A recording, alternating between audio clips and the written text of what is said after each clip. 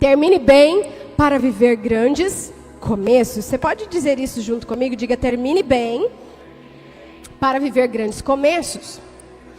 Nós já chegamos aqui no último mês do ano de 2024. Meu Deus do céu. Foi um estralar de dedos e nós já estamos aqui quase em janeiro outra vez. Nós estamos diante dos últimos dias do ano de 2024. Esse é o primeiro domingo do último mês. Queridos, outro dia eu estava aqui com vocês e eu ministrei uma palavra profética, tempos proféticos, e eu declarei com vocês que nós estaríamos vivendo os 7 últimos domingos do ano. Lembram-se disso? Então nós já estamos nessa reta final, nesse momento decisivo das nossas vidas. E nós estamos vivendo coisas muito especiais, queridos. Há uma unção, sabe, muito poderosa, dispensada para nós, para que nós possamos acessar nesses dias. Mas eu pergunto a você, quando realmente 2024 vai acabar? Quando 2025 realmente vai começar? E talvez você possa me responder de forma óbvia: uai, pastor, olha o calendário, né? Depois do dia 31, vem lá o dia 1º e tudo começa outra vez. Mas será? É interessante como muitas vezes nós guardamos a expectativa da mudança na nossa realidade sempre para o dia 31. Eu fico pensando assim, gente, se os dias do calendário fossem pessoas e eles pudessem falar: meu Deus, ai, desculpa, não pude resistir. É a primeira vez que eu vejo essa bonequinha. Olha coisa mais linda, gente. Olha lá. Ai, que coisa linda, Jesus. Ai, coisa maravilhosa. Bem-vinda à sua casa. É a primeira vez que eu vejo, gente. Eu fico doida com o bebezinho. Eu tenho uma saudade, sabe? Mas passa. Já passou. Fica pra vocês aí que acabaram de casar. Tem uma safra boa que vai vir aí. É, irmãos, é isso aí. 2025 promete.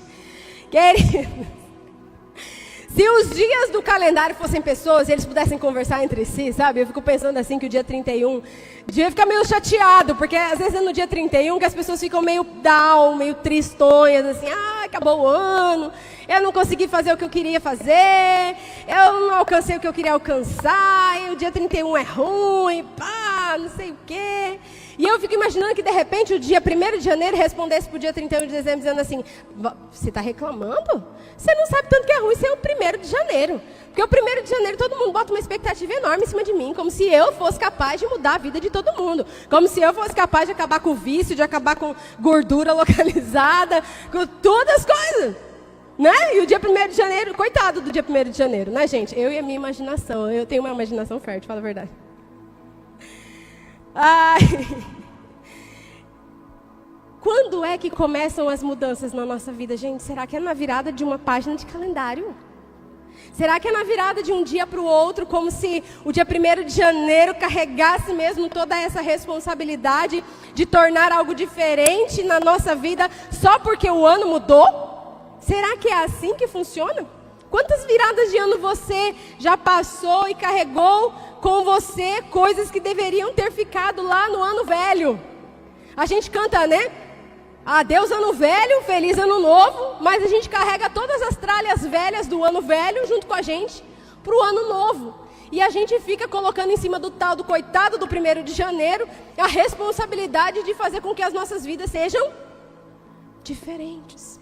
Algumas pessoas na Bíblia, elas nos inspiram a terminar aquilo que nós começamos para que a gente possa viver uma nova estação na nossa vida. Eu sempre acredito e entendo que a cada novo ciclo que se abre nas nossas vidas, é muito óbvio que outros ciclos estão se encerrando. Uma nova estação, ela só se inicia quando uma outra termina. Uma porta, ela abre quando outra fecha. Gente, é assim que é a vida. Então, tem coisas que nós precisamos terminar para que outras possam começar. Noé construiu um ambiente seguro para sua família quando ele terminou a arca. Você se lembra dessa história? Deus deu a ele uma grande missão. Gente, uma grande missão. Uma terra que nunca tinha visto uma gota d'água. Aquela terra não conhecia o que era chuva. Nunca tinham visto chuva. E aquele homem começa a bradar no meio daquele povo que tudo ia ser alagado, né? Tudo ia ser alagado. A maior quantidade de água que tinha na região aonde Noé, né, os teólogos na geografia bíblica estudam isso, eles dizem que a região onde Noé habitava, o lugar onde tinha água com mais abundância perto, estava a centenas e centenas de quilômetros. Como aquilo tudo ia alagar. E aquele homem, ele começa uma grande obra no meio da improbabilidade, no meio de muita chacota. A Bíblia fala que as pessoas zombavam de Noé enquanto ele construía. Você lembra dessa história, desse episódio? Lembra? Está lá em Gênesis, no capítulo 7. Diz assim: e Noé fez tudo como o Senhor lhe tinha ordenado. Noé tinha 600 anos de idade quando as águas do dilúvio vieram sobre a terra. Noé, seus filhos, sua mulher e as mulheres dos seus filhos entraram na arca por causa das águas do dilúvio. Agora pensa comigo. Uma arca construída pela metade ia salvar a vida daquela família toda. Se Noé tivesse começado a construir, mas diante das zombarias que ele recebeu, ele pensasse assim: Deus, acho que as pessoas têm razão. Eu devo estar ficando meio doido. Porque tem horas que a gente recebe umas palavras proféticas que a gente fala assim: não é possível. Eu só posso estar ficando doido? E às vezes, quando você ainda compartilha com gente errada, a pessoa fala assim: você está doida mesmo. E as pessoas zombavam de Noé. E ele pensou quantas vezes, né? Será que é isso mesmo? Mas eu tenho uma palavra. Eu tenho uma palavra. Lembra do que o pastor Marcelo Cruz pregou aqui na nossa conferência Power Conference esse ano? O poder de uma palavra. Ele tinha uma palavra, então ele não podia deixar as coisas pela metade. Quem tem uma palavra não abandona a sua trajetória. Quem tem uma palavra conclui tudo aquilo que começa.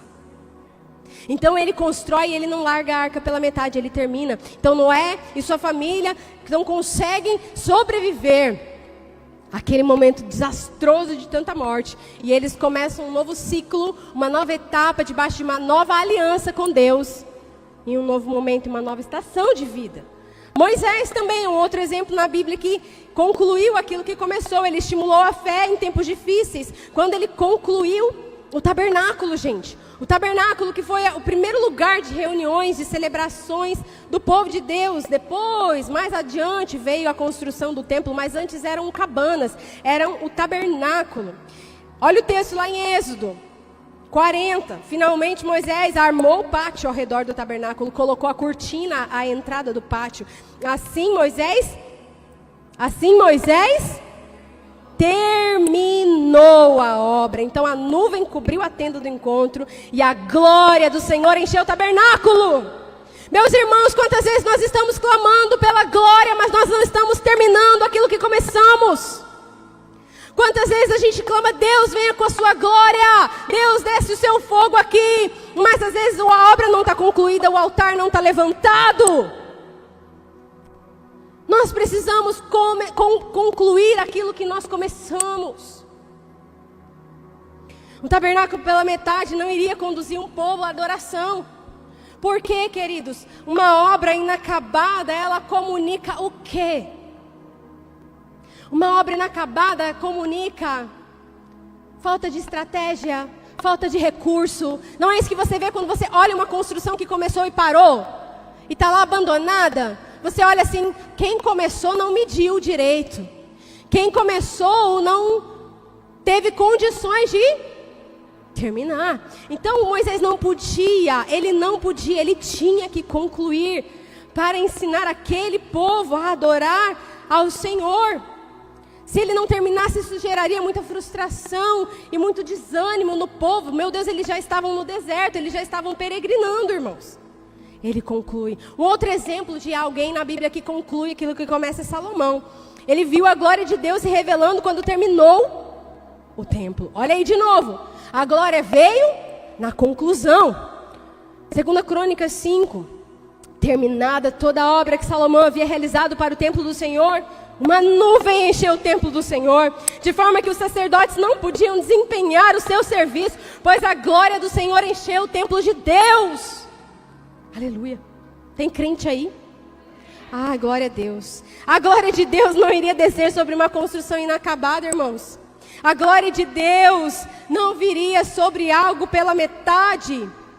E o povo não teria aquela experiência poderosa com o Senhor. Assim como no tabernáculo, a glória encheu quando estava pronto. Também lá na frente, na construção do templo. A hora que terminou, a hora que concluiu, a glória de Deus veio.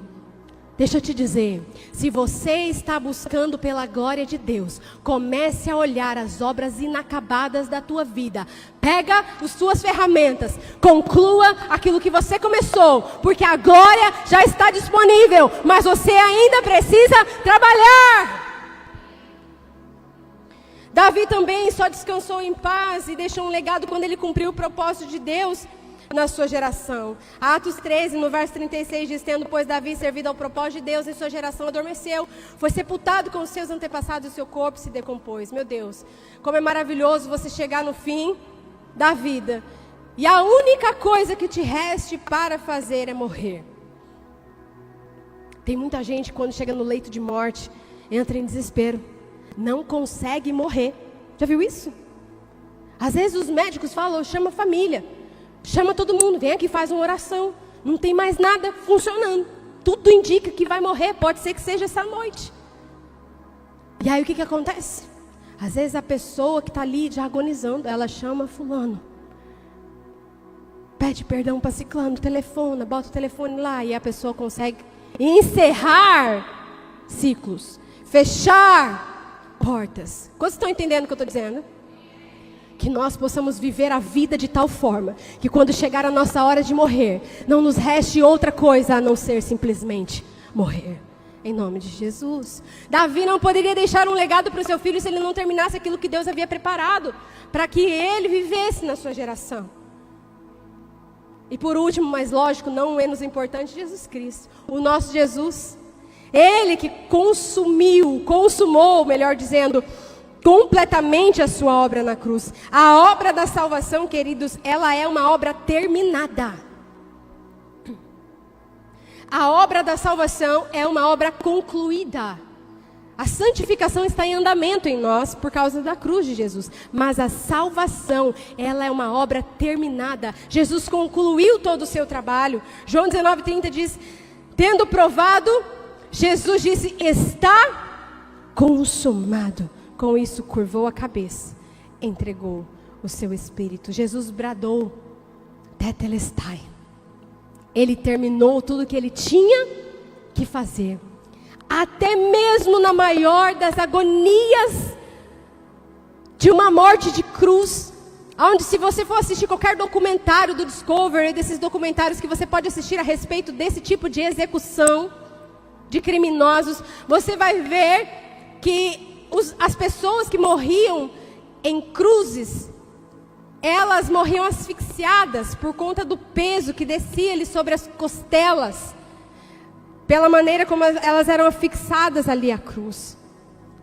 E em alguns casos, não no de Jesus, os soldados quebravam-lhes os joelhos para que o corpo pendesse e pesasse mais para frente, flexionando cada vez mais as costelas, tornando impossível a expansão dos pulmões, bloqueando a respiração. A pessoa morria agonizando por asfixia, com muita dor. Na cruz, Jesus, ele declara 7 sentenças sobre nós.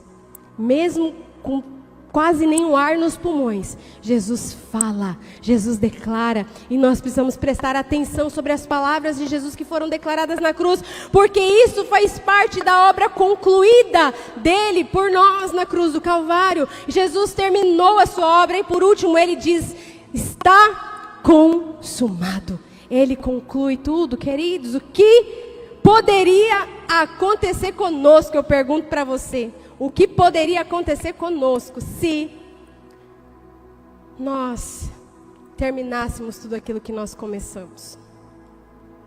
Eu não sei o que foi que você começou em 2024. Talvez você começou academia, talvez você começou um curso, talvez você falou: esse ano eu vou aprender a falar inglês. Talvez você disse: esse ano eu vou pintar a minha casa. E você deu só a primeira pincelada. Não sei o que você começou que precisa terminar. O que poderia ser das nossas vidas se nós concluíssemos as coisas? Pensa comigo. Nós não poderíamos, sabe, queridos, ser salvos se Jesus não tivesse chegado até o final. Nós não poderíamos estar aqui, exatamente aqui e agora, adorando ao Pai, se Jesus tivesse chegado perto da cruz. Se Jesus tivesse chegado lá no jardim do Getsêmani, e ali é onde ele estava apavorado, suando sangue, e declarando: Pai, se possível, passa de mim esse cálice sem que eu beba. Ele não queria, ele sabia. Havia uma briga ali, da dor, da expectativa, do sofrimento.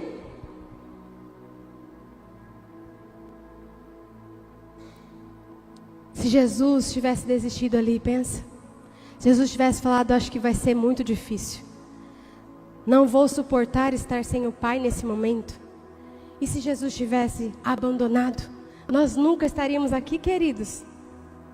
Eu pergunto a você essa noite: que tal nós decidirmos começar uma nova estação nas nossas vidas, mas encerrando ciclos antigos? Sabe, queridos, eu tenho a certeza, eu olho para vocês aqui e eu vejo que o Senhor tem novos ciclos, sabe, prestes a serem startados na vida de muitas pessoas aqui. Mas você precisa encerrar ciclos de dor. Você precisa fechar a porta, você precisa deixar coisas. Tem coisas, pessoas, hábitos, comportamentos e emoções que dessa estação, desse ciclo da tua vida, que não cabem no próximo ciclo que Deus está abrindo para você entrar. Então é responsabilidade sua fechar esses ciclos, encerrar esses momentos, para que então você possa partir para o novo de Deus. Muitas vezes a gente quer pegar na maçaneta da próxima porta, mas a gente não solta dessa, não é assim? Mas eu preciso ter uma estabilidade, eu preciso ter uma segurança. Não, você precisa confiar no Senhor. Solta isso. Deixa isso. Fecha a porta, encerra esses ciclos. Muda a sua maneira de ver, de pensar. Está na hora de começar a viver o novo que Deus planejou para as nossas vidas, amém? Aleluia. Então, para terminar bem e viver grandes começos, em primeiro lugar, fique atento aos detalhes. Eclesiastes, no capítulo 10, verso 1, diz assim: como a mosca morta produz um mau cheiro e estraga todo um perfume, também um pouco de insensatez pesa mais que a sabedoria e a honra. Meu Deus, meu Deus. Assim como uma mosca morta, ela pode destruir todo um perfume caro, valioso, assim também pode acontecer conosco se nós não cuidamos dos detalhes. Essa semana agora, quarta-feira, nós estávamos aqui uma reunião de feedback pós-conferência. Nós sempre fazemos isso para avaliar, mensurar, corrigir, celebrar primeiro aquilo que foi feito, mas corrigir, melhorar, ter novos apontamentos para as nossas próximas conferências serem melhores do que as que nós tivemos. E nós estávamos falando exatamente sobre isso, quanto os detalhes são importantes. Como os detalhes da nossa vida são importantes. Sabe por quê? Você já viu alguém tropeçando em montanha? A gente tropeça em pedrinhas. Então os detalhes são importantes, sim ou não? Os detalhes são muito importantes. Então uma mosca, você pode ter um perfume lindo, nossa, delicioso e maravilhoso, caro, raro, mas se uma mosca cai aqui dentro, vai estragar, é o que diz a palavra de Deus. Se uma mosca consegue destruir tudo isso, imagina o que pode acontecer conosco se nós não prestarmos atenção nos detalhes. Grandes batalhas podem ser perdidas por causa de pequenos detalhes. Eu não sei se você já teve situações na tua vida onde parecia que as coisas estavam indo muito bem, de repente você soltou uma palavra, foi uma palavra, aí azedou tudo, mudou tudo, destruiu aquilo que ia começar. Eu não sei se já alguém, pelo amor de Deus, já viveu isso. Às vezes um olhar, às vezes uma atitude, às vezes uma decisão que você toma, azeda tudo, estraga tudo. E você fala: meu Deus, como pode? Parece que a coisa estava indo bem. E aí uma coisa que acontece, foge tudo. Mas é isso que acontece, queridos, quando nós não prestamos atenção nos detalhes. O nosso Deus é um Deus grandioso, mas Ele é minucioso. Olhe a natureza. Olhe a natureza, aprenda, contemple. Olhe a natureza, veja como Deus é detalhista. Veja como cada grãozinho de areia é lindo e diferente um do outro. Deus se preocupa com cada detalhe do pólen de uma flor. Outro dia eu estava mostrando para Eva uma flor linda que eu ganhei ali das irmãs ali na PIB de Cuiabá.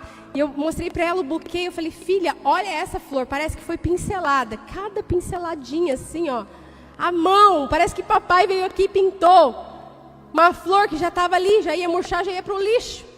Deus cuida dos detalhes. Nós precisamos prestar atenção nos detalhes também. Amém, queridos? Olha o que diz esse ditado chinês. Por causa de um prego, perdeu a ferradura. Por causa da ferradura, perdeu o cavalo. Por causa do cavalo, perdeu a mensagem. E por causa da mensagem, perdeu a guerra. Tudo começou por causa de um prego. Quantas vezes a confusão está acontecendo na tua casa por causa de um olhar? Às vezes não é nenhuma palavra, é o jeito que você olhou. Ou é porque você não olhou. São detalhes, queridos. Detalhes, e nós precisamos tomar cuidado com isso. O pastor Carlito Paz, ele diz que uma obra quase acabada não produz o mesmo efeito de uma obra concluída. O caminho da excelência se trilha pela estrada dos detalhes. Preste atenção nos detalhes. Obedeça a Deus nos detalhes. Nos detalhes. Como é importante quando a gente ouve o Senhor assim. Mas só ouvir não é o bastante. Você precisa obedecer. Sabe, se Jesus chegasse até perto da cruz e não morresse lá, nós estaríamos eternamente condenados. Mas, poxa, Jesus fez tanta coisa, é verdade, Ele fez tanta coisa. O próprio Getsêmani já foi um grande sofrimento. Mas Ele precisava chegar até o fim. Ele precisava concluir, amém?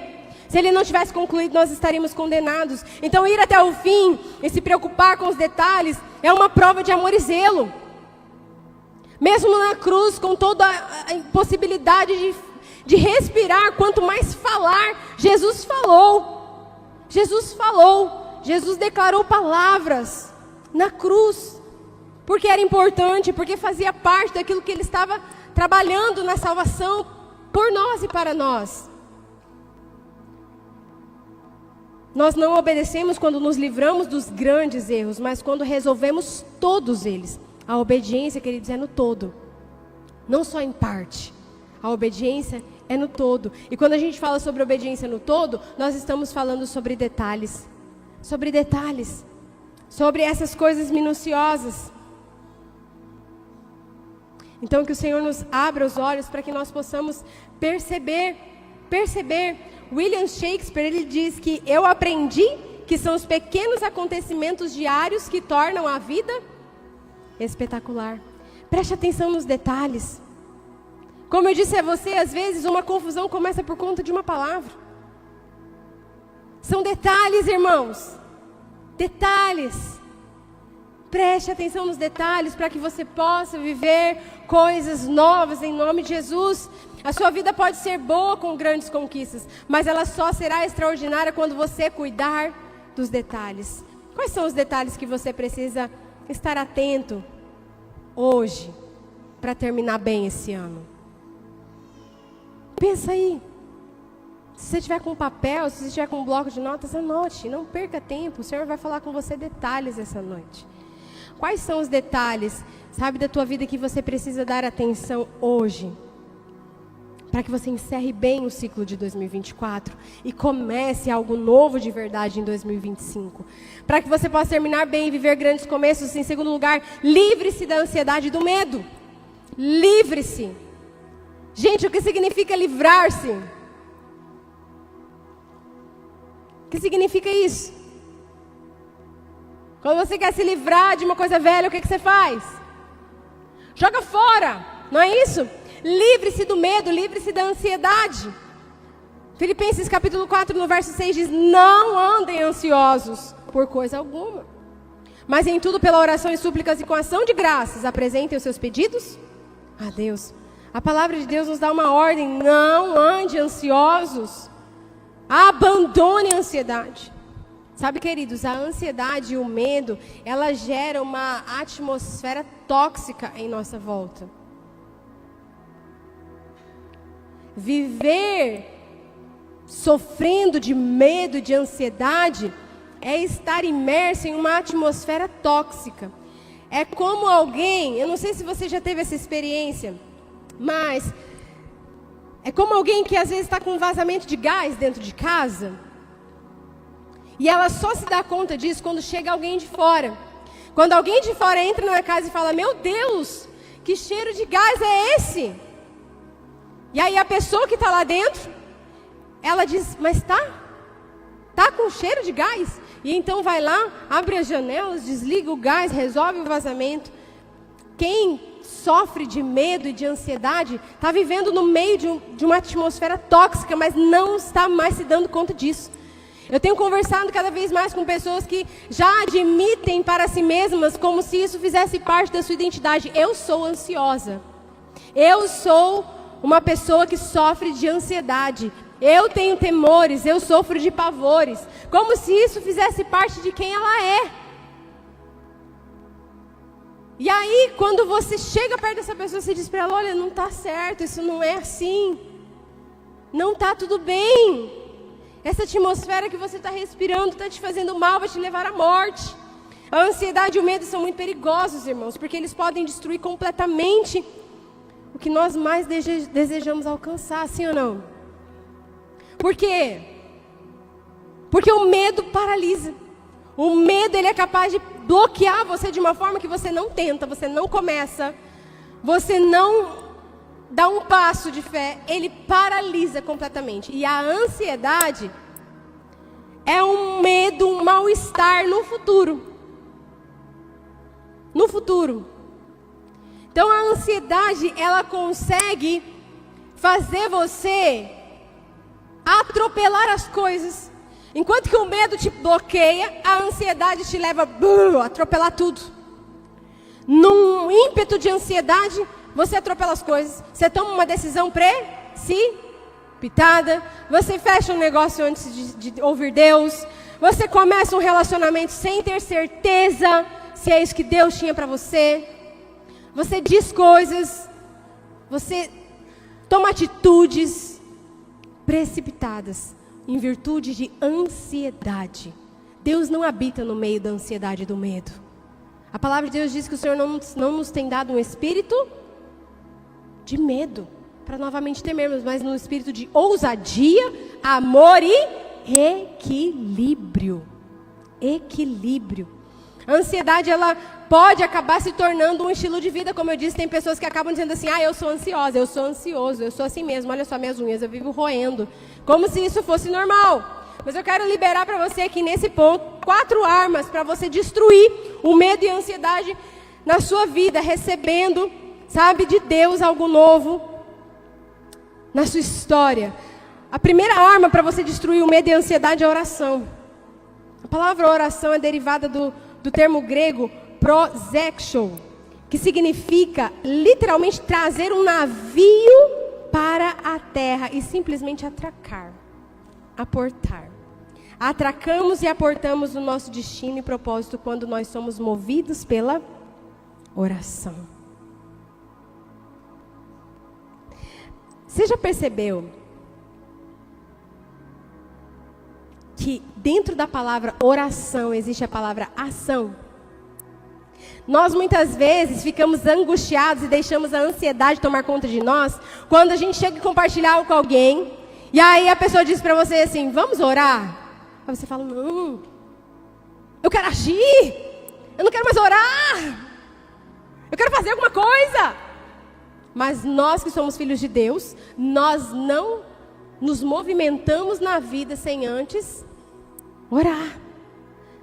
A oração parece algo inerte, mas é algo muito ativo.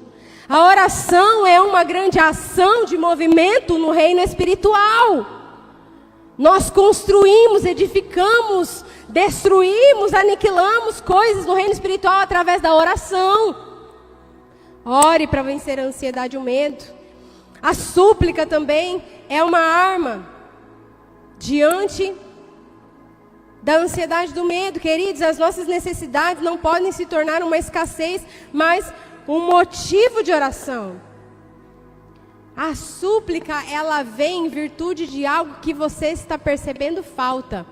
Mas tem muita gente que diante da falta, ela ao invés de admitir uma postura de súplica diante de Deus, ela admite uma postura de miséria. O que é a pessoa miserável? É a pessoa que só consegue olhar aquilo que não tem. Os olhos dela estão apenas naquilo que falta. Tem um monte de outras coisas, mas ela não consegue olhar para isso. Ela só olha aquilo que ela não tem. Então, queridos, que cada reclamação vire uma súplica na tua vida. É uma arma contra o medo e a ansiedade. O que te falta na terra é uma oportunidade para a manifestação dos céus. Para de dar ênfase para aquilo que você não tem. Comece a olhar para o Deus que tudo tem. As tuas faltas manifestam na tua vida a oportunidade de ver o poder do seu grandioso Deus agindo na tua história. A gratidão também é uma outra arma poderosa contra a ansiedade, contra o medo. Sabe, queridos, a lembrança de vitórias do passado é o que movem as nossas vidas em direção a vitórias no futuro. Seja grato. Eu já falei para vocês aqui que todos nós temos a nossa sala de troféus. Sabe aquela sala de troféus? Onde se armazenam ali as recordações das vitórias alcançadas? Todo time de futebol, toda faculdade, escola americana tem esses lugares, naqueles filmes que a gente assiste, sempre tem isso. E sempre quando a gente está diante de uma batalha, muito grande, sempre quando aquele time vai enfrentar um time adversário muito superior, às vezes numa circunstância desafiadora, aquele treinador, ele entra na sala dos troféus, porque ele precisa se reabastecer de esperança, para que lá no vestiário, quando ele encontrar com os jogadores, ele possa trazer uma palavra de esperança que vai modificar o ambiente, que vai impulsionar aqueles jogadores a acreditarem em vitória, sim ou não? Mesmo que eles estejam vindo de uma temporada de derrotas, quando aquele treinador ele entra na sala dos troféus e ele começa a se lembrar, é o que acontece quando nós lemos a palavra de Deus que diz: quero trazer à memória aquilo que me dá esperança. Visite a sala de troféus na tua vida. Todas as vezes em que o Senhor triunfou, está diante de uma batalha, está diante de uma situação difícil. Se você está como eu, que ontem recebi uma notícia horrível, na hora a gente assusta. Mas a gente entra na sala dos troféus e fala: assim como o Senhor fez, o Senhor vai fazer novamente. Se o Senhor proveu, Ele vai prover de novo. Ele vai prover de novo. Porque os recursos dos céus não estão esgotados. Porque o céu não está em crise. Quem está em Cristo não vive em crise. Amém?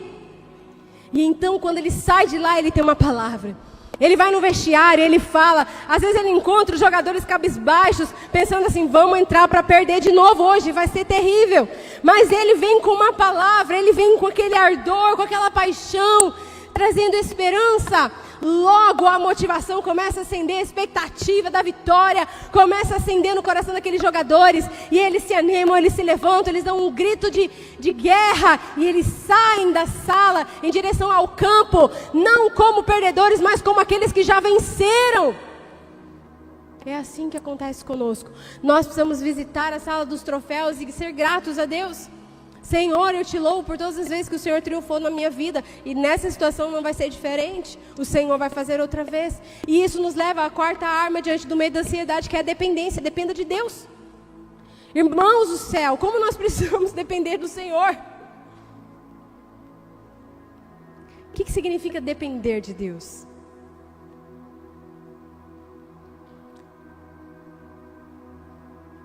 Está escrito aí, ó. Tornar conhecido.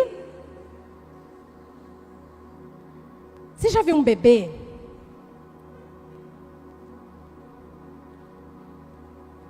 Ele é dependente. O tempo todo ele está atrás do pai e da mãe com os bracinhos assim, né? Mãe, pai, mãe, pai. Tudo que quer, ele chama o quê? o pai e a mãe. Isso é dependência, torne conhecidos os seus pedidos diante de Deus. Tem gente que, sabe, diante das suas situações de lutas, de adversidades, ele fala com todo mundo, mas não fala com Deus.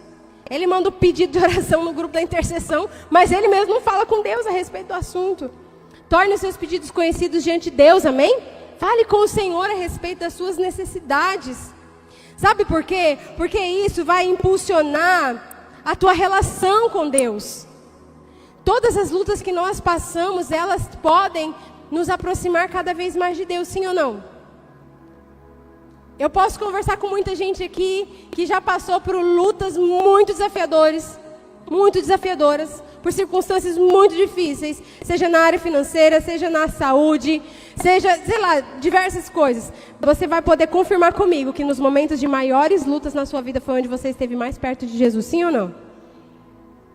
Então, queridos, tem coisas que nós vamos ouvir de Deus que elas só podem ser ouvidas em ambientes como esse.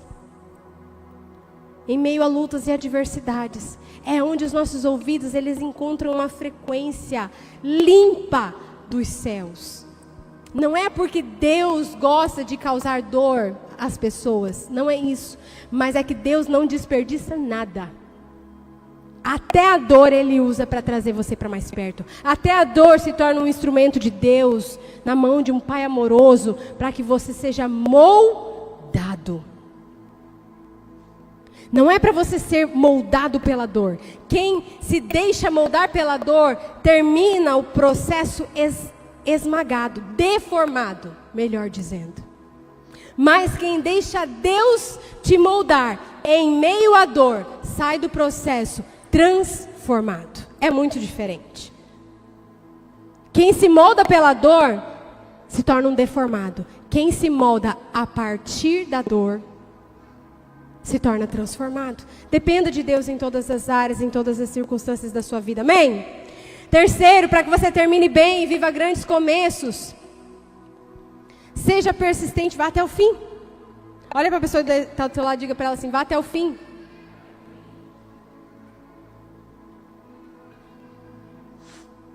Tiago 1 diz o seguinte, meus irmãos: considerem motivo de grande alegria o fato de passarem por diversas provações. Parece um paradoxo, né? Alegria e provações na mesma frase. Pois vocês sabem que a prova da sua fé produz perseverança. E a perseverança, ela deve ter uma ação completa, a fim de que vocês sejam, ó a maturidade aí, maduros e íntegros, inteiros, sem lhes faltar coisa alguma. Ah, queridos, nem sempre é fácil terminar, não é verdade? Nem sempre. Mas perseverar é permanecer debaixo de uma circunstância que muitas vezes pode ser desfavorável, muitas vezes pode causar até dúvidas em você. Às vezes nós precisamos permanecer debaixo de circunstâncias difíceis para sermos moldados, e isso vai nos trazer maturidade. Momentos difíceis na nossa vida tem motivo, tem razão, tem propósito quando nós somos filhos de Deus.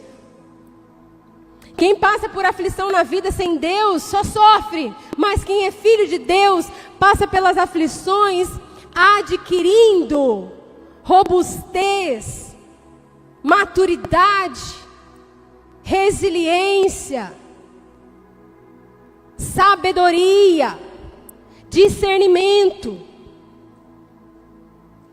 Momentos difíceis podem promover na sua vida alegria. Alegria. Talvez vocês perguntem, tem certeza, pastora? Momentos difíceis podem me trazer alegria, sim. Tem alegria em superar desafios. Porque a palavra de Deus diz que nós deveríamos considerar por motivo de grande alegria o fato de passarmos por tribulações. Por quê? Todas as vezes que nós enfrentamos tribulações, turbulências na vida, isso vai produzir em nós um caráter aprovado. Isso vai produzir em nós uma fé mais robusta. Maturidade espiritual. Um conhecimento não só adquirido de Deus, mas provado. Não foi isso que Jó disse? Eu conhecia de ouvir falar, mas agora os meus te veem. Jó, o homem que mais sofreu nessa vida. Às vezes você lê o livro de Jó, você pensa assim, nossa, deve ter durado uns 15 dias. A Bíblia, os teólogos, os estudiosos dizem que ele sofreu por mais de 5 anos. aquelas úlceras, aquelas dores no seu corpo. Ele perseverou e ele diz: eu conhecia Deus só de ouvir falar. Então, queridos, a aflição, ela pode sim nos trazer alegria. Por quê?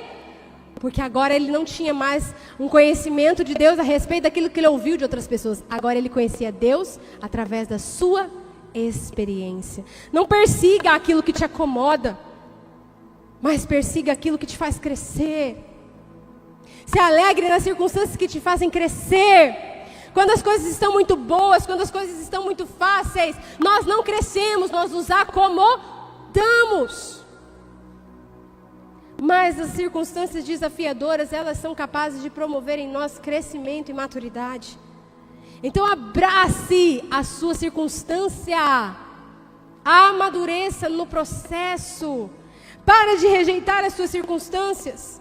Deus, eu não quero isso. Deus, tira isso da minha vida. Comece a se alegrar, porque as tribulações, elas podem produzir alegria. As provações também podem produzir perseverança. É a prova que nos refina, irmãos. Só quem está convicto de que Deus é o seu Pai tem expectativa. Eu fico imaginando quando eu leio. Eu sou muito imaginativa, né? Falei com vocês viram no começo, né? Eu olhei as Escrituras. E aí eu olho assim, Jesus falando: vamos pegar aquele barco, vamos atravessar lá para o outro lado. Ali tinha pescador, não tinha, gente? Alguns dos seus discípulos eram pescadores, conheciam bem os mares, conheciam bem os ventos, não é? E eles sabiam. Sabe aquele episódio que se passa ali na tempestade, no meio do caminho? Eles sabiam que aquele mar era perigoso. Eles sabiam que ali costumava ter ondas perigosas e grandes e fortes tempestades. Mas o que os discípulos fizeram, gente? Fala comigo aí. O que eles fizeram? Eles pegaram o barco e foram indo. Sabe o que eu imagino? Agora é minha imaginação. Eu imagino assim: o que nós vamos viver aqui? Vamos entrar no meio dessa tempestade. Jesus vai fazer alguma coisa. Vai acontecer um milagre. Mas a gente, às vezes, está diante da tempestade, diante da luta, diante da adversidade, a gente entra em desespero. Ei, se você está no meio de uma provação, comece a aumentar as tuas expectativas por milagres. Vai acontecer um milagre. Está difícil? Está ruim? Persevera. Está ficando mais difícil? Continua. Aumenta a expectativa. Ficou impossível? Glorifica, porque agora o milagre é só Deus que pode fazer. Amém? É assim que nós vivemos. É assim que nós lutamos as nossas batalhas. Ah, queridos, só as provações podem nos trazer maturidade. Sermos inteiros, completos, ao invés de focarmos, sabe, só a nossa oração naquilo que vai nos trazer benefícios. Comece a olhar o crescimento que isso pode trazer. Para de pedir para Deus tirar a luta. Para de pedir para Deus tirar a prova. Comece a pedir: Deus me fortalece. Deus me amadurece. Deus me traz uma fé mais robusta. Senhor, eu quero te ver nessa situação. Eu quero te provar aqui. É enfermidade, então eu quero provar que o meu Deus é o Jeová Rafá. Ah, é luta financeira, então eu vou provar que o meu Deus é o Jeová Jirê. Prove e veja que o Senhor é bom. Ele é bom.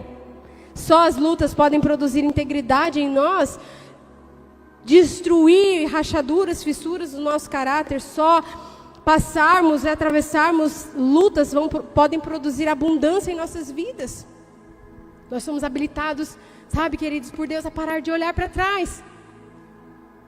Passamos então a celebrar aquilo que nós já recebemos. Viver com abundância. Isso aqui está difícil, mas olha aqui o tanto de coisa que está bom. Isso aqui eu não tenho, mas olha aqui o tanto de coisa que eu tenho. Olha o tanto de coisas que Deus já fez. Isso aqui Ele não fez, mas olha o tanto de outras coisas que Deus já fez. E nós vamos começando a viver em abundância e não na escassez. Não desista, vá até o fim, para que você possa ver os milagres de Deus na sua vida. Amém? Há um projeto de Deus para você de abundância, de plenitude. Lá em João 10:10, quando Jesus estava ali com seus ensinando a eles, ele diz: o ladrão vem apenas para furtar, matar e destruir. Mas eu vim para que vocês tenham vida e a tenham abundância, plenamente. A vida que Jesus conquistou para nós na cruz, queridos, é uma vida de abundância, é uma vida plena. E plenitude e abundância não fala sobre ter tudo aquilo que eu quero ter, mas fala sobre descansar em um Deus que me dá tudo aquilo que eu preciso ter. Amém? E por último, para que você possa terminar bem, viver grandes começos, mantenha o foco no que Jesus preparou para a sua vida. Filipenses 3 vai dizer: esquecendo-me das coisas que ficaram para trás, avançando para as que estão diante de mim, prossigo para o alvo, a fim de ganhar o prêmio do chamado celestial de Deus em Cristo Jesus. Não dá, queridos, para avançar sem esquecer. Não dá. Não dá para abrir uma outra porta sem fechar as que estão ficando para trás. Como eu disse, o Senhor está inaugurando novos ciclos na vida de muitos de nós, mas nós precisamos tomar a iniciativa de deixar para trás, de esquecer, deixe para trás. Queira viver coisas novas no Senhor. Existem coisas, pessoas e comportamentos que não cabem nesse novo que Deus tem preparado para a sua vida. Não dá para avançar sem esquecer. Antes de seguir em frente, vamos ter que deixar coisas para trás. Não fique preso naquilo que já aconteceu, mesmo que tenham sido coisas boas. Mas a minha história é cheia de coisas boas. Aleluia, glória a Deus. Mas quem está muito apegado àquilo que foi bom, não é capaz de ver coisas melhores ainda. Por quê? Porque o bom é inimigo do ótimo. E o ótimo é inimigo do excelente. E o excelente é inimigo do extraordinário. Se você está apegado àquilo que foi bom na sua vida, você nunca vai se abrir para viver uma coisa maior. Faz sentido? Então se abra para o novo, mantenha o foco naquilo que Jesus preparou para a sua vida. O processo, sabe, queridos, é muito lindo na nossa vida, aquilo que Deus tem feito.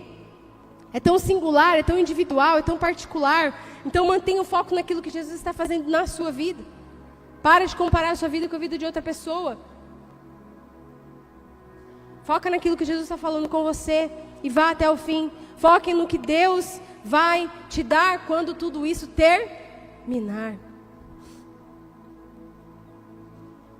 É muito lindo que nesse texto que eu estava falando com vocês da tempestade, se você ler, vai dizer que eles entraram no barco e eles encontraram no meio do caminho uma tempestade. É bem assim, não é? Na vida a gente toma uma decisão quando parece que está chegando no meio do caminho, começam a vir as lutas, começam a vir as turbulências, as dificuldades. E o que acontece muitas vezes conosco? Vamos voltar para trás. Vamos voltar para trás, vamos voltar para trás. Não, está muito difícil. Essa tempestade está muito grande. Vamos voltar. Mas o que a gente tem que aprender com os discípulos ali naquele episódio? Não é vamos voltar, é vamos atravessar. Vamos atravessar. Vamos ver o que Deus tem reservado para nós depois dessa tempestade. Ei, irmão, tempestade não dura para sempre. Tempestade tem começo e tem fim. O seu lugar não é no meio do caminho. O seu lugar é concluindo todas as coisas que o Senhor te fez para realizar em nome de Jesus. Há uma grande alegria que nós vivemos quando nós terminamos coisas nas nossas vidas, quando nós concluímos projetos, sim ou não? É por isso, gente, que a maior festa é a festa da formatura. Não é assim? Todo mundo tem vontade. A gente junta dinheiro para poder celebrar porque algo foi concluído. Quando alguém consegue construir uma casa, irmãos, o que normalmente ele faz quando está tudo pronto? Ele faz um churrasco, ele chama os amigos, ele celebra aquilo que foi concluído. Há uma grande alegria que nós experimentamos quando nós concluímos as coisas. Agora deixa eu te dizer, dá trabalho como construir. Escute o que eu vou te dizer essa noite. Todas as coisas na vida que realmente importam, que realmente fazem a diferença, elas vão te dar trabalho. Todas as coisas nessa vida que realmente têm sentido e têm valor, elas dão trabalho. Família, dá trabalho. Casamento, dá muito trabalho. filhos, dá muito trabalho. Agora, viver para si mesmo, fazer qualquer coisa, isso aí é muito fácil. Agora, edificar um lar ao Senhor, mulheres, como é a missão da mulher virtuosa, dá trabalho. A tola destrói com as próprias mãos, mas a mulher sábia, ela constrói, e isso dá trabalho. Precisa ser forte, se vestir de dignidade. Homem, ser um marido segundo Cristo, que amou a sua igreja e se entregou por ela, dá trabalho. Envolve dor, envolve renúncia, envolve morte. Todas as coisas que realmente importam na vida, elas dão trabalho. Foca no valor que está sendo gerado enquanto você trabalha. Foca no legado que você está construindo enquanto você está no processo. A recompensa de uma obra terminada sempre será maior do que o preço aplicado nela. A recompensa de concluir é tão linda, é tão poderosa, é tão maravilhosa. A verdadeira satisfação consiste em terminar bem uma tarefa. Então termine, conclua em nome de Jesus. Veja só o que Deus instruiu a Moisés, dizer ao povo, lá em Números 15. O Senhor disse ainda a Moisés, diga aos israelitas, quando vocês entrarem na terra para onde os levo e comerem do fruto da terra, apresentem uma porção como uma contribuição ao Senhor. Uau! Quando vocês entrarem na terra, quando vocês provarem dos frutos, entreguem uma porção como uma contribuição ao Senhor, ou seja, sacrifiquem, ofereçam a Deus uma oferta de gratidão. Sabe o que isso significa? Nós precisamos crer na promessa ao ponto de fazer planos com aquilo que ainda não vemos. Esse é o poder de uma palavra. Esse é o poder de uma palavra. Quem entende o poder de uma palavra, começa a andar por ela, se posicionar por ela, agir por ela, reagir, planejar, programar, se comportar de acordo com a palavra que você recebeu. Moisés disse ali, olha, quando vocês entrarem lá, quando vocês provarem, então entreguem uma oferta de gratidão ao Senhor.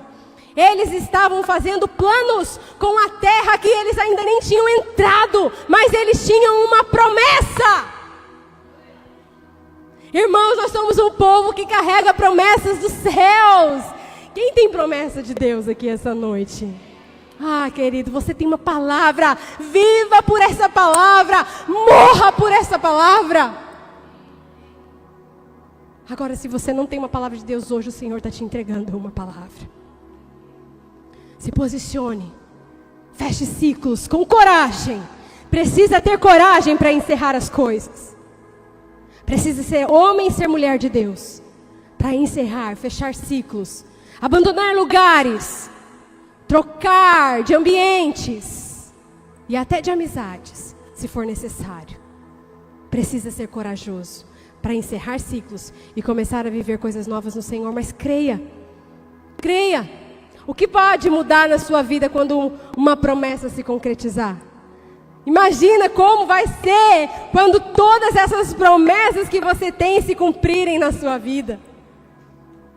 Você quer ser um eterno colecionador de promessas ou você quer ser aquele que vive e anda sob o cumprimento de promessas? O que é que você quer?